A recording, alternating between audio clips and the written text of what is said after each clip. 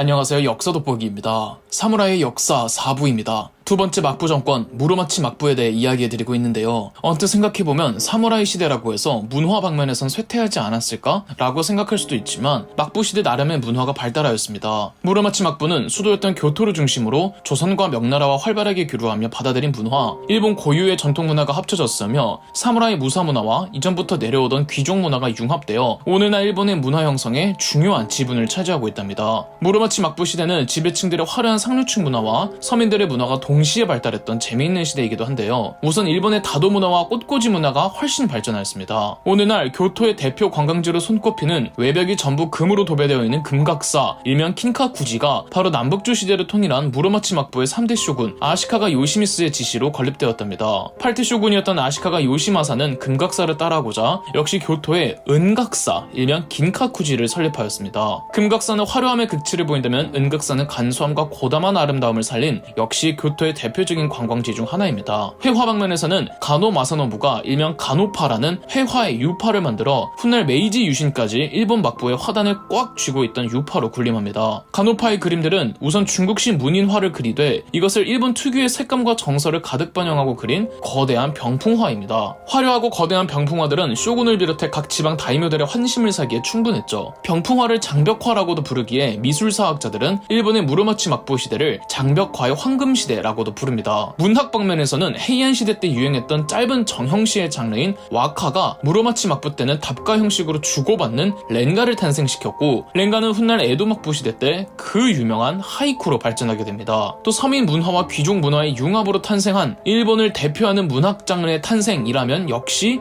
노입니다. 가부키는 좀 더 나중에 만들어지고 일본의 노가 먼저 이 무로마치 막부 시대에 탄생했습니다. 유네스코 인류 무형문화유산에 등재된 일본의 노는 문화평론가들이 일본의 모든 작품들은 기본적으로 노를 저변에 깔고 있다고 평론할 정도로 일본을 대표하는 연극입니다. 노는 가면극인데요. 신랄한 풍자와 해악 등으로 많은 서민들의 사랑을 받았으나 귀족 및 사무라이 지배층들로부터도 열렬한 관심을 받았습니다. 노의 가면은 크게 신, 남자, 여자, 광희, 귀신 5가지인데 노 가면 투구의 무표정한 얼굴에서 유현한 정신을 선보이는 것이 노의 미학이라고 합니다. 가나미 제아미 부자에 의해 노가 정립되었는데 특히 아들이었던 제아미는 그저 길거리 공연에 불과했던 노를 무대 예술로 발전시켰으며 수많은 노 작품들의 극본을 쓰고 또 노에 관련한 일본 최초의 극 이론서를 집필하기도 했습니다. 현재까지도 남아있는 노의 작품들 중 상당수가 제아미의 작품들이라고 합니다. 훗날 오다 노부나가와 도요토미 히데요시가 노의 팬이었던지라 노를 전폭적으로 지지하며 일본을 대표하는 예술로 자리 잡을 수 있었죠.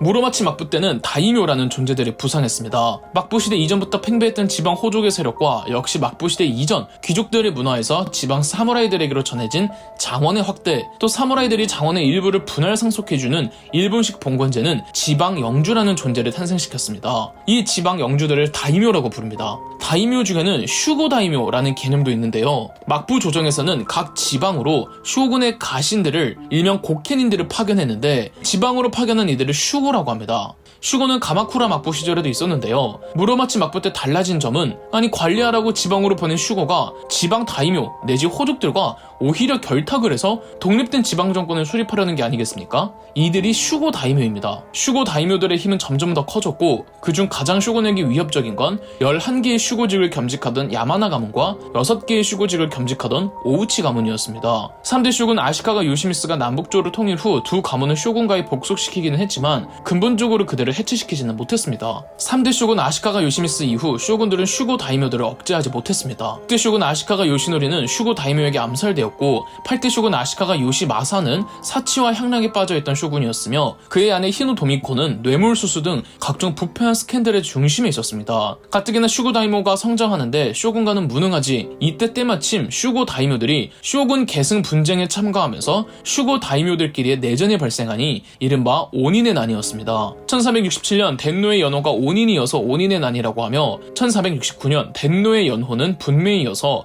정식 명칭은 오닌 분메이의 난이라고 하고 통상적으로는 오닌의 난이라고 부릅니다. 슈고 다이묘들은 동군과 서군으로 나뉘어 싸웠는데 동군에서는 24개국 16만 명이 서군에서는 20개국 9만 명이 참전하였습니다. 오닌의 난 과정에서 교토가 불타버리고 쇼군의 지위는 지하까지 실추되었죠. 오닌의 난은 무려 11년이나 이어졌습니다. 1477년이나 되어서야 양측 피해가 너무 극심했고 더 승기를 잡고 있던 동군 측에서 화해를 주도한 결과 대충 마무리되었죠. 오닌의 난은 얼마나 쇼군가가 전국 일본을 제대로 다스리지 못하고 있는지를 여실히 보여준 사례였습니다. 오닌의 난에 참가했던, 참가하지 않았던 전국의 다이묘들은 쇼군의 지배에 대단히 실망하며 굳이 쇼군의 명령에 따르지 않기로 하는 경향이 더 강해졌죠. 다이묘들은 흥기하고 자기들끼리 세력 경쟁하면서 싸우고 또 오닌의 난으로 곳곳이 전장이 되니까 마을 단위로 이키라고 불리는 무장한 자치공동체, 일종의 자경단들이 조직되기도 했습니다. 원래 이키는 소송을 도와주거나 복잡한 행정 및 세무 업무를 도와주거나 채무 내지 토지 반환을 도와주는 단체에서 시작하였는데 가뜩이나 15세기에 각종 기근과 가뭄, 냉해 등 자연재해에 따른 피해 그리고 상업 발달에 따라 어려워진 농업을 부흥시키고자 농민들이 주축을 이루었지만 시간이 지나면서 일본 전 국토가 내전으로 퍼지니 마을을 지키기 위해 이키에서 무장을 하기 시작했죠. 그리고 종교시설을 지키는 이키들도 있었고 농업과 반대로 상권을 지키기 위한 상공업자들의 이키도 있었습니다. 이키가 중요한 이유는 이후 생고쿠 시대에 접어들면 다이묘들이 세력을 확대하는 과정에서 이키들과도 싸워야 했고 혹은 때에 따라 이키들을 포섭해야 하기도 했습니다. 생고쿠 시대의 주요한 세력 중 하나였죠. 특히 이키가 강세를 보였던 가가쿠니는 백성들이 지배하는 쿠니라는 별칭이 붙을 정도였습니다.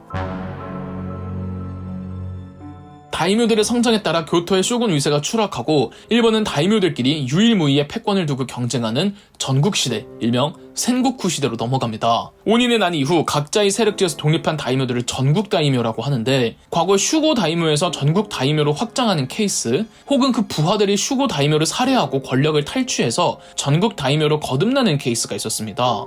신분에 상관없이 실력과 권모술수만 있으면 지배층까지도 성장할 수 있는 시대였는데 내 상관을 죽이고 그 세력만 잘 유지하면 다이묘로 거듭날 수 있었기 때문에 일본 사회에서는 내 윗사람을 죽이는 하극상 풍조가 만연해집니다. 심지어 아버지나 삼촌 등 친인척들을 살해하는 경우도 빈번했죠. 가마쿠라 막부는 혈연 기반으로 뭉쳐졌다면 무로마치 막부의 말기는 지역별로 결합되었기에 혈연이 딱히 중요한 게 아니었습니다. 전국 다이묘들은 각자의 위세에 따라 지방 소영주들을 가신으로 삼기도 하였으며 꼭 출신이 미천해도 공만 세운다면 이 다이묘들은 작은 지역이라도 토지를 분봉해주며 가신으로 삼아주었습니다. 1493년 쇼군 계승에 불만을 품던 슈고 다이묘 출신의 호소카와 마사모토가 정변을 일으켜 10대 쇼군이었던 아시카가 요시타네를 폐위시키고 아시카가 요시즈미를 11대 쇼군으로 옹립했습니다. 이 사건이 메이오 정변이며 1493년 메이오 정변을 기점으로 센고쿠 시대가 개막했다고 보고 있습니다. 메이오 정변으로 호소카와 마사모토가 막부 정권을 장악했는데 여전히 호소카와 가문에게 적대적인 가문들의 슈고들이 대단히 많았습니다. 호소카와 마사모토는 그래도 적대 세력들을 하나둘 진압하고 통합해가는가 싶더니 1507년 호소카와 마사모토는 목욕을 하던 중 암살당했습니다. 한편 폐위되었던 10대 쇼군 아시카가 요시타네는 이리저리 전전하다가 주고쿠 지방의 다이묘 오우치 가문과 합세합니다. 때마침 호소카와 마사모토가 암살당한 혼란을 틈타 오우치 가문은 교토로 진격 후 1508년 10대 쇼군 아시카가 요시타네를 복위시켰습니다. 그런데 오우치 가문과 호소카와 가문 사이에서 대립이 중단되질 못했고 교토가 아닌 주고쿠 지방의 다이묘였던 오우치 가문은 금세 주고쿠로 돌아가야만 했습니다. 결국 호소카와 가문의 압박으로 10대 쇼군 아시카가 요시타네는 1521년 또 교토를 도주했고 호소카와 가문은 새로운 쇼군을 12대 쇼군으로 옹립했죠. 이렇게 쇼군직을 두고 계속 유력 다이묘 가문들끼리 경쟁하는 과정에서 쇼군은 유명무실해졌고 혼란스러운 일본의 난세를 통일하려는 다이묘들끼리의 쟁탈전이 벌어집니다. 바로 센고쿠 시대의 시작이죠. 그럼 역사 돋보기였습니다. 저희 역사 돋보기가 멤버십 가입을 시작했습니다. 멤버십 가입을 해주신 분들 덕분에 영상 제작에 큰 도움이 되고 있습니다. 감사합니다.